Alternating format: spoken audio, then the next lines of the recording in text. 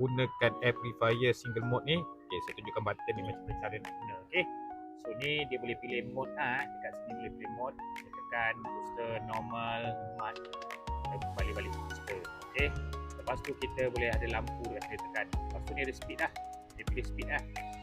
Okay, lepas tu Wi-Fi tekan sini untuk Wi-Fi. Kalau Wi-Fi, lepas tu ni untuk booster, tu sama dia boleh pilih kelajuan. Lepas tu ni untuk pad mode kalau kita tekan dia akan berpusing lah. Tekan balik, lepas tu kalau kita nak early care kita tekan, dia akan keluar early care kat sini. Lepas tu kalau sleep timer ni kita tekan, dia pilih masa untuk kita nak tidur berapa lama. Okey, ataupun satu lagi button kita boleh buat dia lock. Dia dah lock, nampak? Okey. So itu cara nak guna button ni untuk amplifier. Kalau kita nak off, kita tekan ni off. Dia akan turun lah. Saja.